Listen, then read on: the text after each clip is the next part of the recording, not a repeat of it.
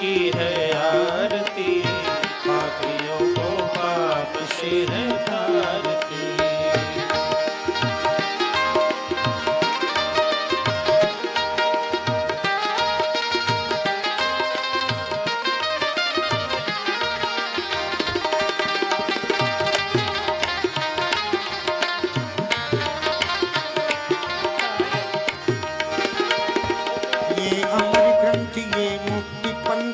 पंचम वेद निराला, नव ज्योति जगाने वाला। ये मुक्ति पंथ ये पंचम वेद निराला, नव ज्योति जगाने वाला। हरि नाम यही हरि नाम यही हरि नाम यही हरि नाम यही, जग की मंगल की आरती, पापियों को पाप से है तारती। भागवत भगवान की है आरती, पापियों को पाप से है तारती।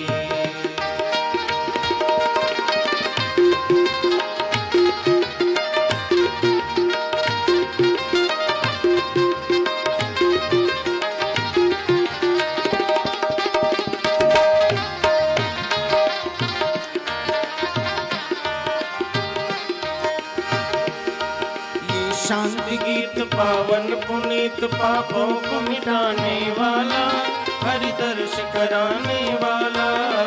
शांति गीत पावन पुनीत, पापों को मिटाने वाला, हरि दर्श कराने वाला।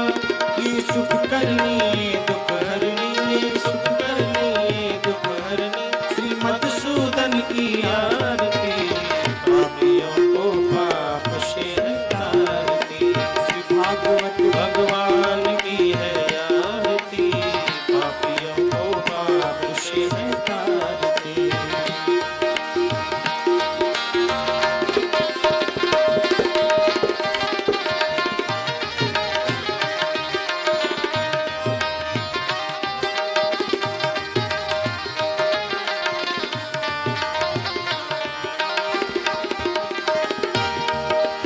मधुर बोल जगफंद खोल, सन्मार्ग बताने वाला, बिगड़ी को बनाने वाला।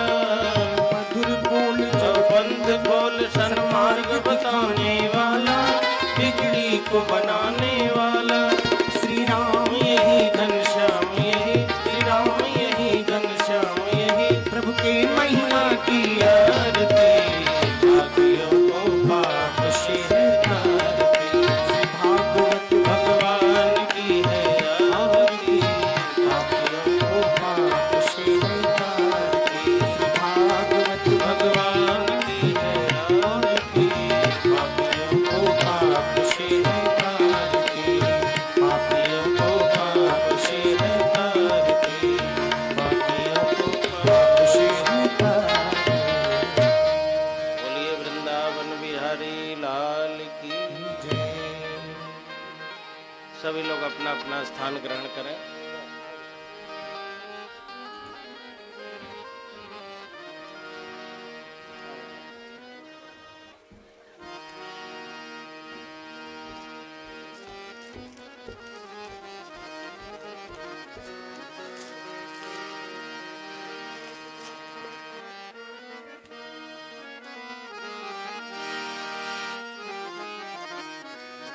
सियावर रामचंद्र भगवान की जय।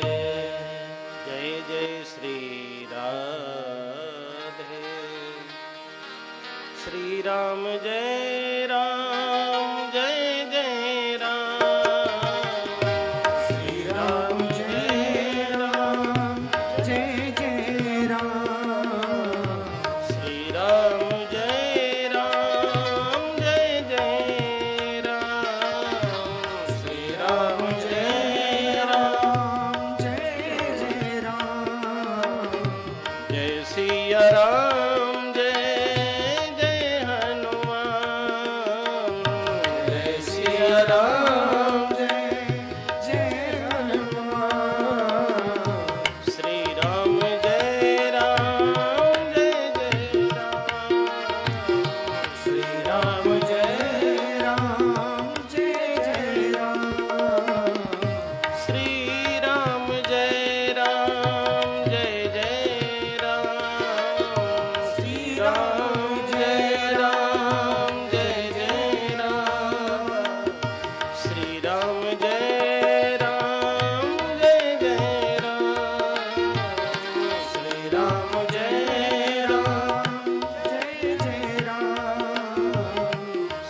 राम जय राम जय जय राम, श्री राम जय राम जय जय राम, श्री राम जय राम जय जय राम, श्री राम जय राम जय जय राम।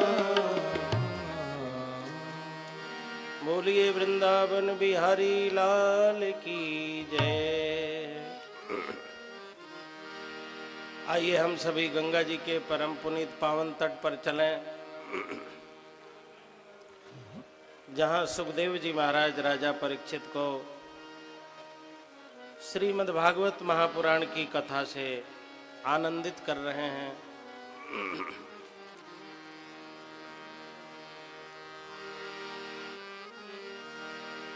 सुखदेव जी राजा परीक्षित को गजेंद्र मोक्ष की कथा का श्रवण पान कराते हैं। परीक्षित जी भी दुखी हैं, गजेंद्र भी दुखी था।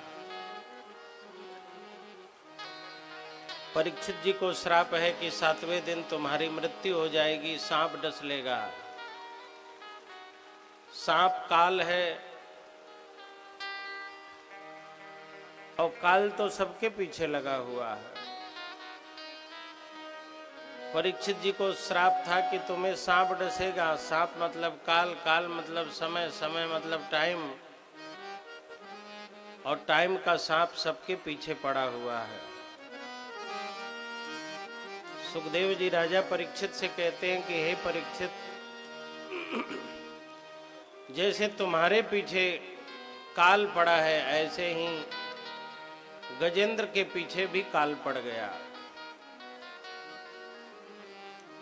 गजेंद्र एक हाथी था, उसमें हजारों हाथियों का बल था।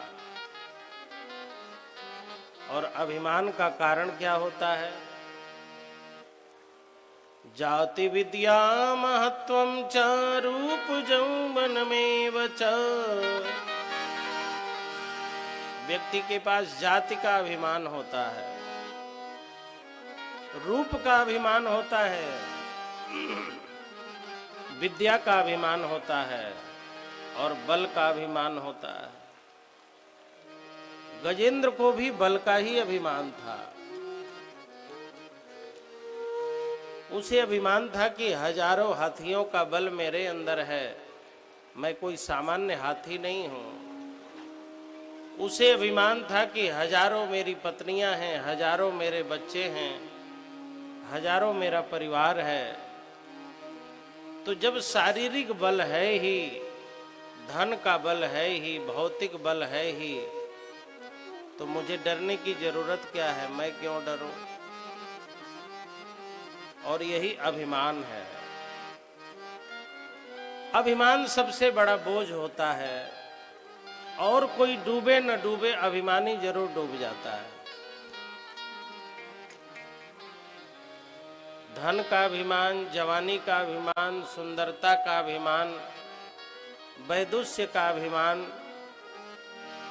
अभिमान ही तो नहीं करना चाहिए, बाकी सब कर लेना चाहिए। लेकिन गजेंद्र के मन में बड़ा अभिमान था। वो अभिमान पूर्ण होकर के एक दिन ऋतुमान नाम के उद्यान में अपने परिवार के साथ स्नान करने के लिए गया। सबके देखते देखते ग्राह ने उसके पैर पकड़ के खींचने शुरू किए। पहले घुटने भर जल में, फिर कमर भर जल में, और उसके उपरांत तो छाती भर जल में उसे ग्राह ले गया। केवल ग्राह होता तो छोड़ देता, लेकिन वह ग्राह नहीं था, काल था। बीमारी होती है तो भाग जाती है, लेकिन मृत्यु कहाँ भागती है, काल कहाँ भागता है। वो जब पकड़ लेगा तो फिर भागेगा नहीं। समासहस्रम व्यगमन महीपते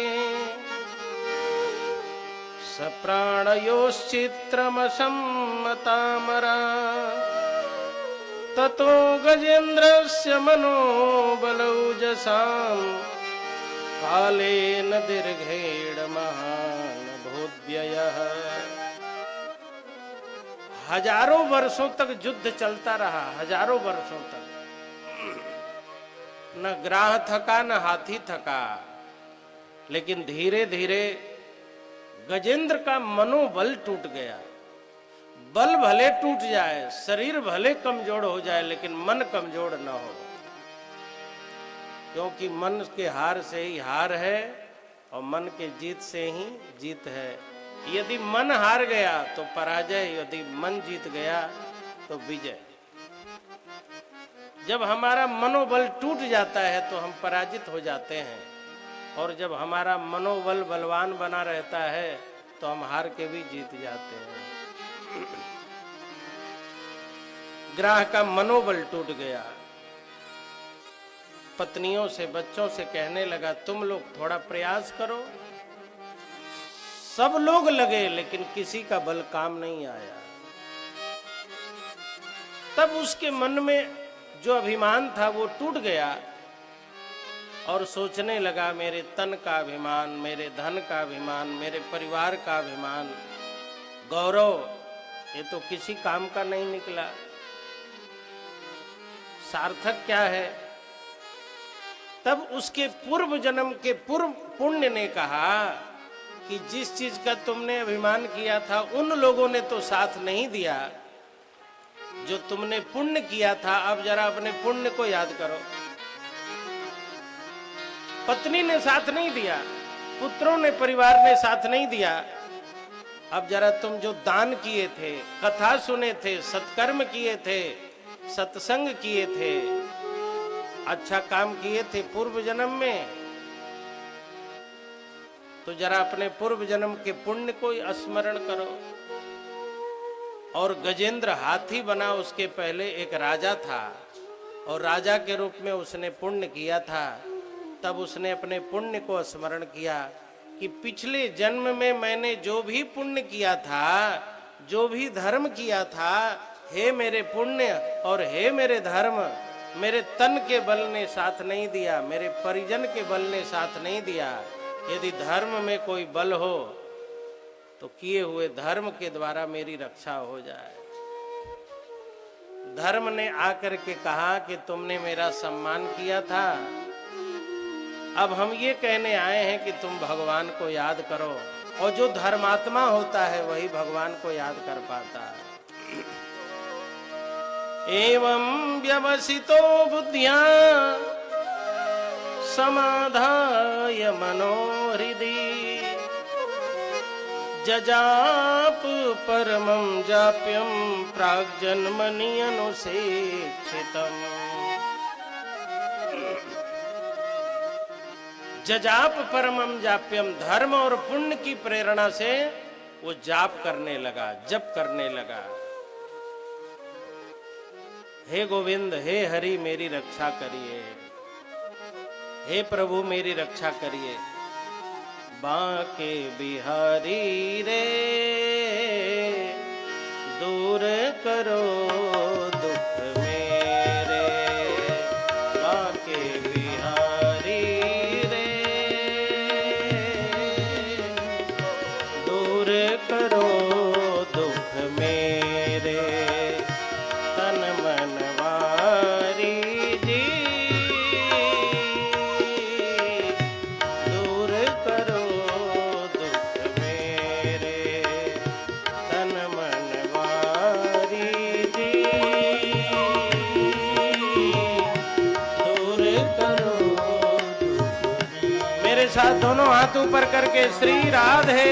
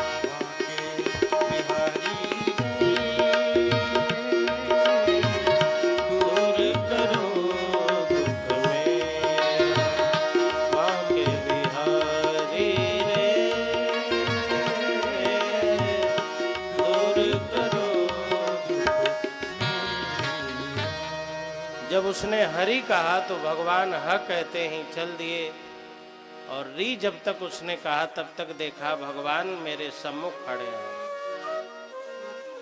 आप किसी को कितना भी खिलाइए पिलाइए सम्मान दीजिए और फोन करिए तो आने में 5 मिनट तो विलंब हो ही जाएगा।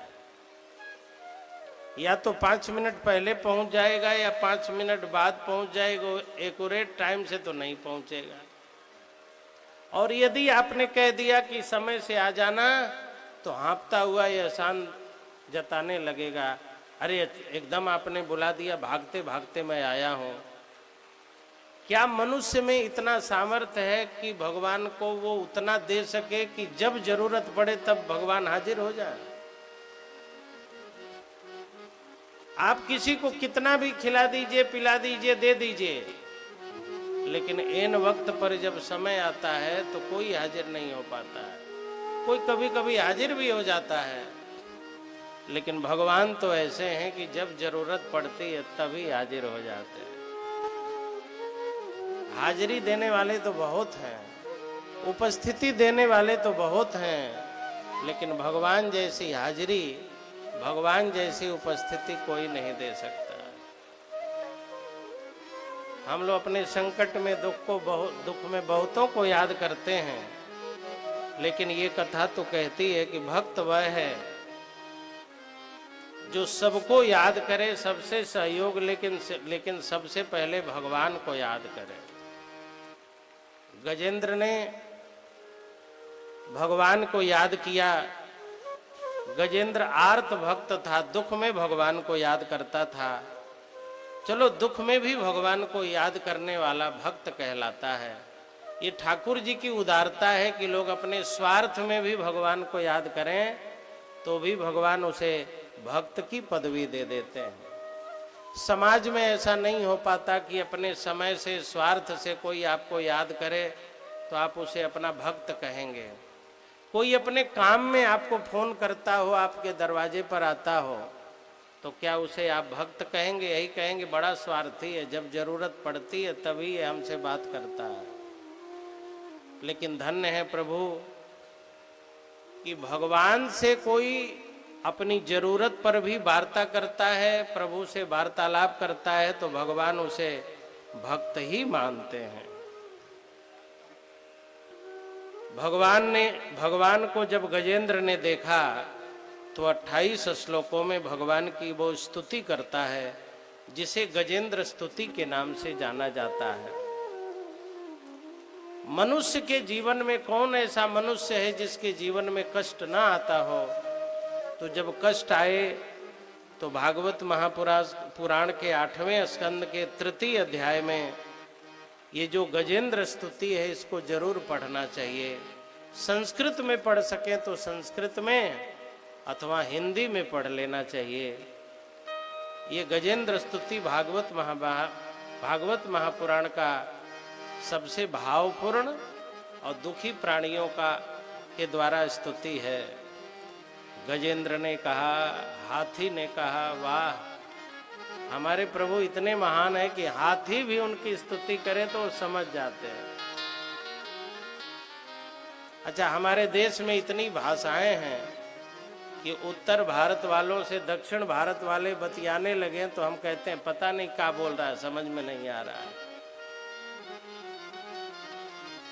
अवध क्षेत्र में ब्रजवासी आ जाए, पश्चिमी क्षेत्र का आ जाए, मिथिला क्षेत्र का कोई आ जाए तो हम लोग नहीं समझ पाएंगे, कहेंगे भैया भाषा समझ में नहीं आई। आप लोगों ने हाथी की भाषा कभी सुनी है? हाथी कभी कभी चिघाड़ता है, वो क्या कह रहा है क्या कोई जान सकता है? लेकिन इस दुनिया में जितने भी प्राणी हैं वो क्या कह रहे हैं भगवान सबकी भाषा जानते हैं। यस्य भाषा सर्वमिदं विभाति, भगवान ही एक ऐसे हैं जिन्हें सभी भाषाओं का ज्ञान है। भला बताओ, जब हाथी चिल्लाया होगा तो चिघाड़ा ही तो होगा, लेकिन भगवान ने उसको स्तुति मान लिया। ओम नमो भगवते तस्मै एतच्चिदात्मकम् पुरुषायादिबीजाय परेशाय विधीमहि यस्मिन्निदं यतस्येदं येनेदं यइदं स्वयं जोस्मात् परस्माच्च परस्तं प्रपद्ये स्वयंभुवम् तस्मै नमः परेशाय ब्रह्मणेऽनन्तशक्तये अरूपायोरूपाय नमः आश्चर्यकर्मणे नमः आत्मप्रदीपाय साक्षिणे परमात्मने नमो गिरां विदुराय मनश्चेतसामपि। हे प्रभु, आप आत्मदीप हैं, सबके साक्षी हैं और मेरे मन के भी साक्षी। मेरे मन के दुख को, कष्ट को मिटाओ, मेरी परेशानियों को दूर करो। मैं मनसा वाचा कर्मणा सबका त्याग करके अब आपके शरण में आया हूं। मैं आपके शरण में हूं, मेरी रक्षा करना, मेरा त्याग मत कर देना। परिवार ने तो त्याग कर ही दिया, अब आप भी मत छोड़ देना। उसके इस विनती पर, उसके इस आग्रह पर भगवान प्रसन्न हो गए। ग्राह का उद्धार किया। गजेंद्र को भगवान हाथों से पकड़ करके प्रभु बाहर लाए। अच्छा जरा सोचो, गजेंद्र ने जो भी कमाया था उसका खाया परिवार ने, लेकिन सहारा किससे मिला? भगवान से। उस सरोवर में बच्चे जाने को तैयार नहीं थे। अरे पिताजी को तो ग्राह ने पकड़ ही लिया, कहीं हमें भी न पकड़ ले, कहीं मगरमच्छ हमें भी न पकड़ ले। लेकिन भगवान अंदर जाते हैं और अपने हाथों से गजेंद्र को निकाल करके बाहर लाते हैं। भगवान आए थे तो गजेंद्र के लिए, लेकिन उद्धार कर दिया ग्राह का, क्योंकि जो भक्त का चरण पकड़ता है, भगवान भक्त से पहले उस व्यक्ति का उद्धार करते हैं जो भक्त का चरण ग्रहण कर लेता है। ये इंद्रदुम्न नाम का राजा था और भगवान अगस्त के द्वारा श्रापित हो गया था। ये राजा था, जब अगस्त जी आए, ये पूर्व जन्म में राजा था। जब अगस्त जी एक बार जा रहे थे तो इसने सोचा महाराज जी अब आ रहे हैं, माला पहनाना पड़ेगा, कुशल क्षेम पूछना पड़ेगा, स्वागत सत्कार करना पड़ेगा, प्रणाम करना पड़ेगा। अब कौन इस झंझट में पड़े? महाराज को देख के उठो, प्रणाम करो, अभिवादन करो, माल्यार्पण करो, चरण धो, आरती करो। वो राजा था, कर सकता था, करने का अवसर भी था, लेकिन समय का सही सदुपयोग नहीं किया तो कुंभज जी ने श्राप दे दिया कि हाथी के सामने से हंस गुजर जाए, महात्मा गुजर जाए, बड़े बड़े ज्ञानी गुजर जाए तो हाथी उठ के खड़ा नहीं होगा। आत्मस्मृति विनाशिनी योनि है। हाथी को अपने का ज्ञान नहीं रहता है। हाथी के आंखों में भगवान ने कुछ ऐसा लगा दिया कि हाथी अपने आंख से जब दूसरों को देखता है तो उसे अपने से भी बड़ा सामने वाला दिखाई देता है। हाथी कुत्ते को देखेगा तो उसे लगेगा हमसे कई गुना बड़ा है। यदि भगवान उसकी आंखों में ये चीज न डाल दिए होते तो हाथी किसी को समझता नहीं, सबको धकिया देता।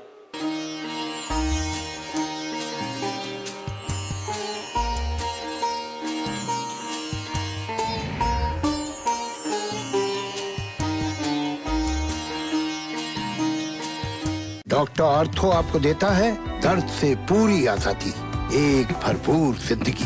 ये कोई टेम्परेरी पेन किलर नहीं, आयुर्वेदिक औषधि है।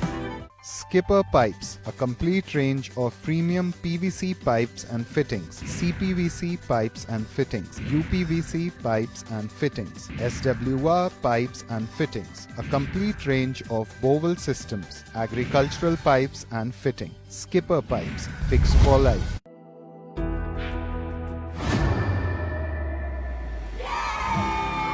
घुटना, कंधा या कमर, चाहे जैसा हो दर्द, डॉक्टर ऑर्थो आपको देता है दर्द से पूरी आजादी, एक भरपूर जिंदगी। ये कोई टेम्परेरी पेन किलर नहीं, आयुर्वेदिक औषधि है। इस कथा के प्रायोजक हैं डॉक्टर ऑर्थो वैदिक ऑयल एवं कैप्सूल, जोड़ों के दर्द की बेजोड़ दवा।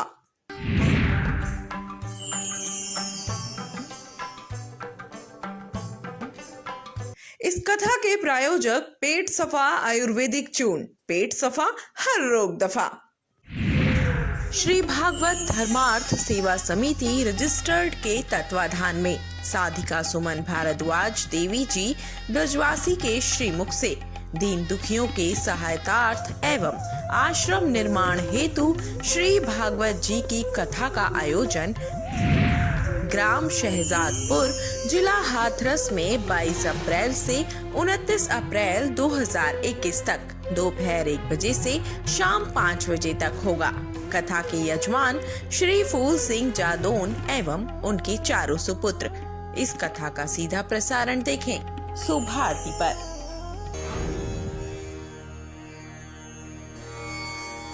यदि कोई व्यक्ति शुद्ध विचारों के साथ बोलता या काम करता है तो उसकी परछाई की तरह खुशी उसका साथ कभी नहीं छोड़ती।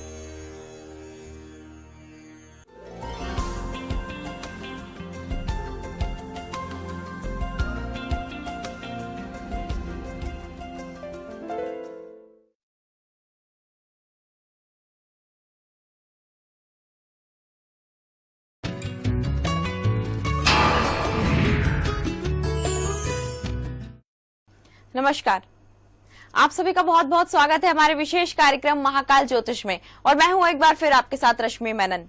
दोस्तों, हर घर के निर्माण में कुछ ना कुछ वास्तु दोष रह जाते हैं, क्योंकि वास्तु के अनुसार हर चीज को घर में बनाना हमेशा मुमकिन नहीं रह जाता। आपके घर में भी इसी कारण से वास्तु दोष का प्रभाव बना रहता है, जो कभी लोगों को बीमार करता है तो कभी धन की परेशानी खड़ी करता है। लेकिन इन दोषों से बचने के लिए उपाय होते हैं, जिन्हें आजमाकर आप वास्तु दोष से खुद को बचा सकते हैं। और यही उपाय आप तक पहुंचाने के लिए आज एक बार फिर हमारे साथ स्टूडियो में मौजूद है पंडित मनोज तिवारी जी। तो आइए उनका स्वागत करते हैं। पंडित जी, आपका बहुत बहुत स्वागत है। पंडित जी, जैसे कि हम बात करेंगे वास्तु दोष की, तो ऐसा होता है कि घर बनाते समय ऐसी कौन कौन सी चीजें होती हैं जिनको ध्यान में रखकर घर को बनाना चाहिए? जी, बिल्कुल सही आपने सवाल किया है।